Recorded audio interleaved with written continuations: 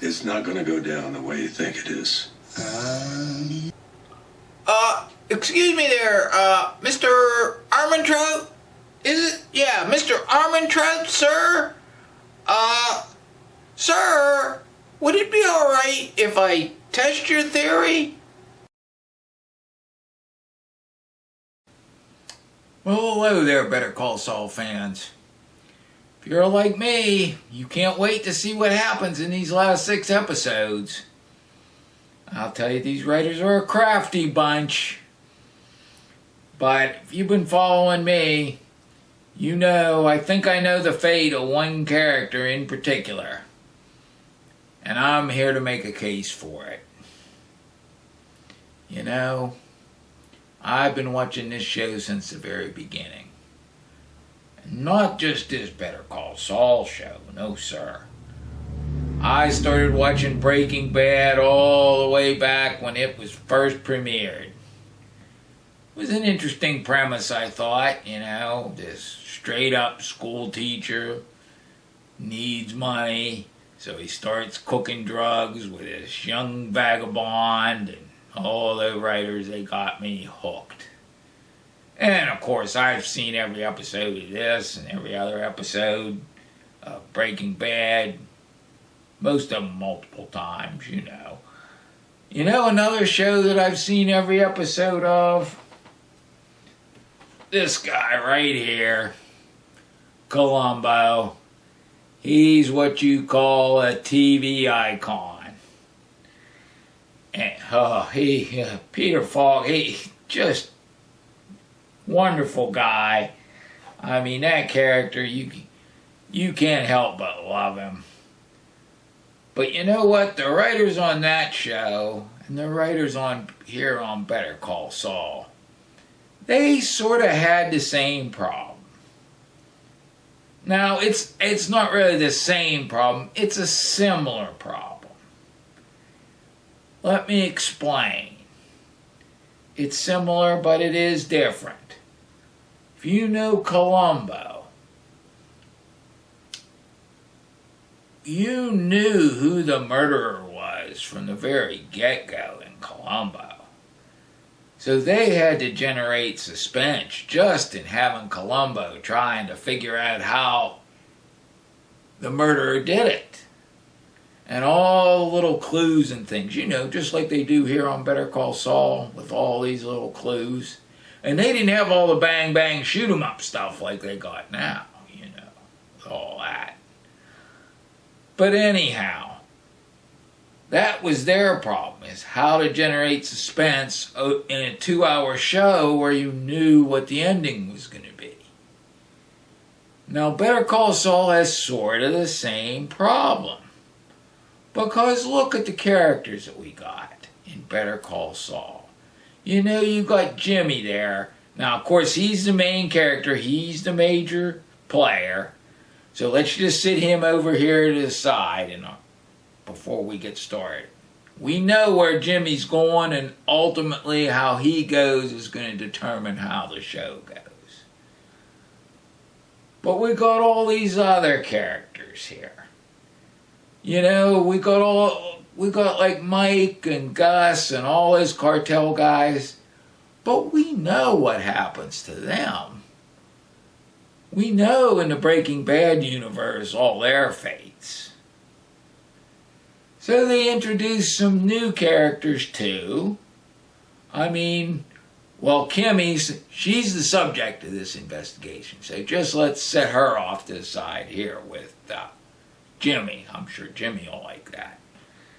And look at the other characters that they introduced. Well, there was Chuck. And Chuck died, you know, Jimmy's brother, in that fire and everything. And you got Nacho. We all know all that. I mean, you've seen season 3. There's episode 3 of this season. Oh, what an episode that was. I tell you, if that doesn't win it, I mean, there's something wrong there. I think the whole thing might just be fixed. Oh, what Nacho did, I mean, that was biblical. And not just necessarily the New Testament. If you look at it from Abraham and his son Isaac, oh, it turns that all around. Oh. And well, I don't want, I'm getting off the track here. I could sing praises for that episode all day long. But no, we know what happens to Nacho. And then, of course, we got Howard Hamlin, and we know what happens to him. And then there's Lalo. And like I said on my other video, Lalo's got it. We know the latest he can die. Excuse me there. Let me go. I hope you don't mind. I take a little drink here. Smoke this thing too much anyhow. You know, but where was I? Oh yeah. Lalo. We know Lalo's gotta die before the end of the Breaking Bad timeline, so he won't be around when Jimmy's. So who do we have left? All we got are Jimmy and Kimmy. So what's their resolution gonna be? Well, we know that there's all this stuff out there on the internet about, you know, how Kimmy might go into witness protection, or she might go to jail, and you know, all this. Oh, pardon me, just 1 second. Oh, sorry about that. Had to put some laundry in the dryer, you know, ever since Mrs. Columbo disappeared in the Delta Quadrant there on that Voyager. I have to do all the housework now. Oh yeah, back to the problem. The only characters left at the end, and oh, I'm sorry, I do want to point out, there is one character that we don't know whose fate. He's a small character, but he's a very important character. And that's Nacho's dad. At some point, if he dies, he's probably the most innocent character of the whole series, and that would be very dark indeed. But back, now where was I again? Oh yeah, back to the love story we got. That's really what it boils down to. We got the love story between Kimmy and Jimmy, and that's what has to be resolved at the end. And that'll, of course, involve Jimmy and how it affects him. But how do you end a love story? Is it a happy ending, or is it going to be a tragic ending?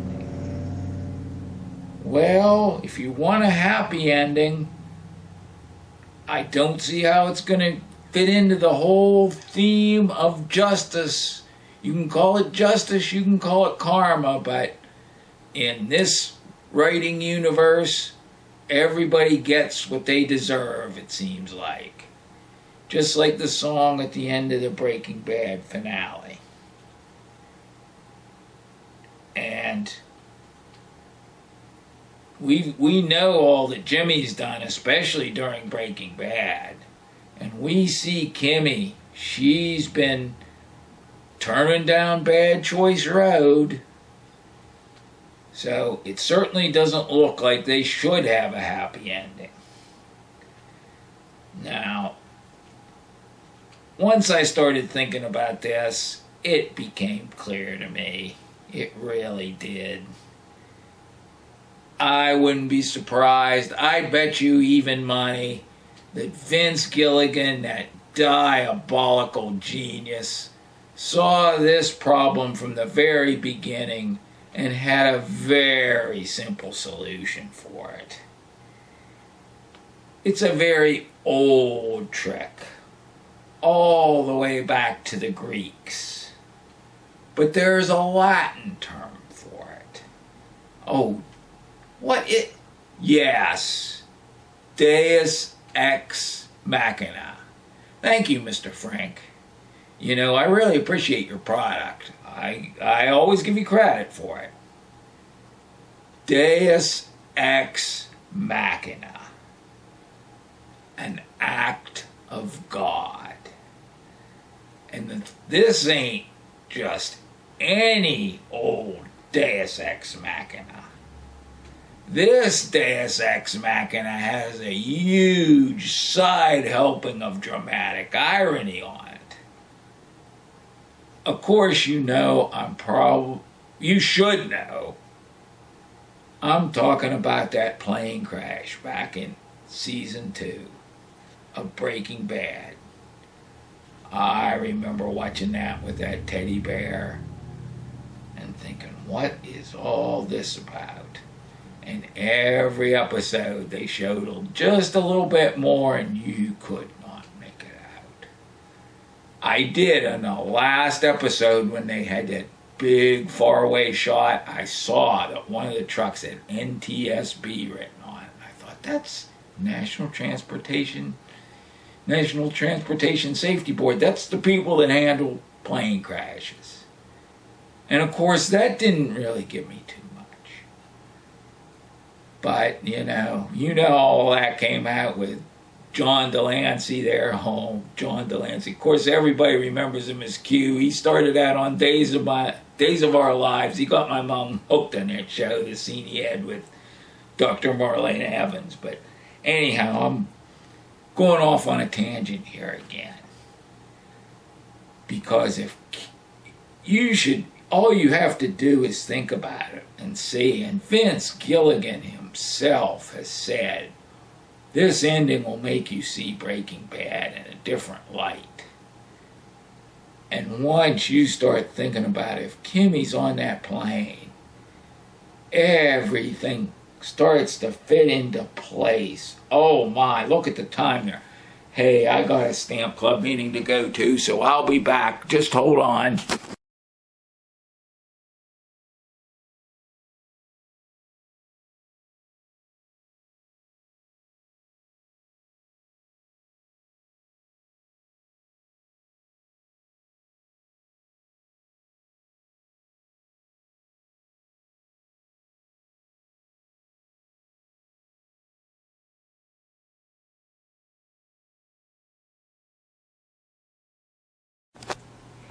Oh yeah, sorry about that there.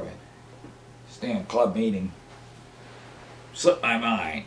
Now where was I? Oh yeah. The why. We were talking about why Vince Gilligan decided to use this Deus Ex Machina. And I tell you what, once you start thinking about it, it is the perfect ending. It literally changes the Schrödinger wave function of the Heisenberg universe. Oh, yeah, and that's a fact. It's a little bit abstract, but that's a fact. If you want to challenge me in the comments, feel free on that fact. And it makes for an ending almost like Hamlet. I might have to do an extra piece on that, because I haven't even investigated all the ways that works into the story. It's going to be fantastic. I'm sure of that. But he also had a problem if he wanted to pull off this ending. He had a problem to make it the maximum impact. You would want to keep it a big secret. And I think I even know how he went about doing that. And oh my goodness, when you start thinking about that, the subtle genius of his plan. It's Mr. Gilligan, of course, now. Oh, my apologies. I should have mentioned his cohort, Mr. Peter Gould. I'm sorry about that, sir, because that was probably the first person that Vince Gilligan told what he was going to do with his Deus Ex Machina. And it probably wasn't even until the beginning of this season. Now, whether Mr. Gilligan had it planned from the beginning, I'd lay about 50-50 with that. You know, writers have these trap doors for characters in case something happens. So maybe he was only holding it as that, but he might have had this plan from the whole beginning. But to keep it a secret, I can't wait to hear the backstory of this come out, to see just how many people knew what and when. Like I say, he would have told Mr. Gould first, and then they would have had to figure out their plan and execution for how to keep it a secret. So on the production side, Mr. Gould would probably have a few people here that they knew, but he'd keep a very close eye on them, keep them a very tight-knit group so that word didn't leak out. And on Mr. Gilligan's side, on the creative side, I bet he had a lot of the writers fooled. I think I know just how he did it. Yeah, one of these commentaries here I was listening to, he said something, and when you start thinking about that, you can see just how he did it. Excuse me there. He said on one of these commentaries, sometimes the left hand doesn't know what the right hand's doing. And when you start thinking about that, you can see just how he did it. Oh, excuse me a second. Oh yeah, sorry about that. Forgot, I left a ham sandwich in the microwave. There's Vince Gilligan. I see just how he did it. See, he's like the general in charge of all these writers, and I bet he kept them all in the dark. He, at the beginning of the season, he went to his writers and he said, we're going to advance the story now up to the beginning of Breaking Bad, and we're going to ratchet up the tension. We're going to kill off Nacho. We're going to kill off Howard. Eventually, we know Lalo's got to die. But Kimmy and Jimmy are going to still be around. Things will probably be tense between them, but it's going to look like a happy ending. Remember that trailer? After all this, a happy ending. And Jimmy was questioning. That's what it's going to look like. And then Mr. Gilligan gets one of his colonels, lieutenants, he's kind of like the general in charge of this, but he gets one of his guys. I think it's Tom Schnauz, based on what I heard he said on Twitter. Of course, I'm not on Twitter or Facebook. They're not social media. They're social engineering. But this Courtney over here at Courtney's Review, she reported on it. Simple fact like that, there's no reason for her to lie about it. He said, Mr. Tom Schnauz said the mask becomes the man. So I'm thinking he's the one that Mr. Gilligan got to write the rest of Gene's story. From where we left off at the Cinnabon, when Jeff and all that, and go Isotopes. And he writes the rest of Gene's story. And he tells him, Mr. Gilligan tells Mr. Schnauz, now write the rest of Gene's story. Here's the way it's going to go. Kim isn't going to be in it. He doesn't tell him what happens to her. And then all he has to do, and this is where there's almost nothing for him to do except write one episode to finish out the whole thing. And he may get like some of the other people involved in it. And of course, he got Mr. Cranston and Mr. Paul to come in, and it was probably easy to get them in, They figured they'd come back to the old cow houses and milk the cow one last time before she goes dry, but he probably doesn't tell them what's going on. So Mr. Gilligan doesn't even tell the two hombres what's going to happen with Kim, this big surprise ending.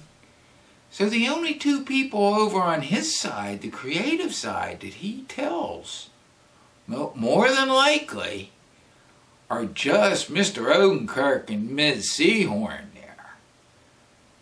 Because they're the only two that really need to know.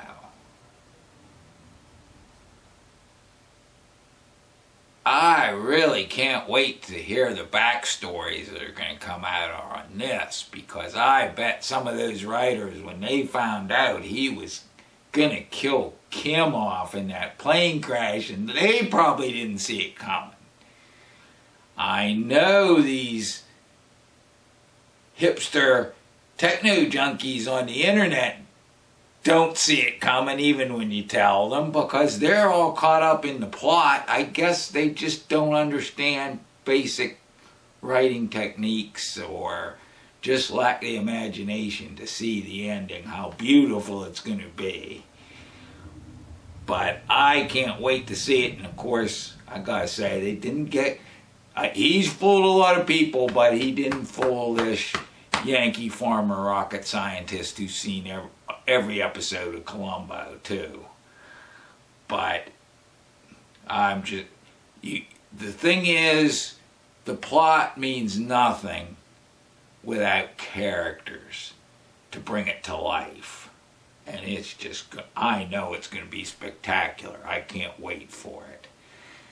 Anyway, that's all I have for you now. Like I said, I might do an extra on this about how it's going to all play into Hamlet. There's a few angles to that I'm still exploring.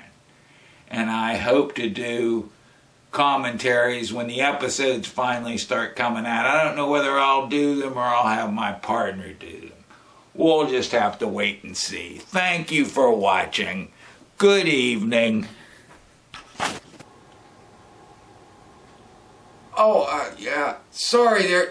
Just one more thing here. I was finishing up production and the thought occurred to me, you know, that Carol Burnett, I think she's going to play Kim's mom. And it occurred to me, Kim's mom could be on that airplane. Now, I could see it ending that way, actually. I don't think it would be as good of it and as impactful as an ending. It would be so much more complicated. A lazy guy like me, I'd just end it smack like that. And, you know, Vince Gilligan here on these commentaries, he's saying how lazy he is. So I still think that's the way he's going to do it. But I just thought I should add that for the record. Again, thanks for watching. And hey, what's my partner on Star Trek Guy? The old Star Trek guy. They're doing the Strange New Worlds there. They're doing the Romulans again. Oh my, he's going to go crazy over that episode. But again, thanks for watching. In the Pennsylvania Democratic gubernatorial primary, I wrote in Saul Goodman. Westmoreland County, Bagley District. It should be on record. Of course, nowadays, the way elections are rigged, you can't tell. Heck, I had somebody offer me $50 to vote for Donald Trump in the 2020 election.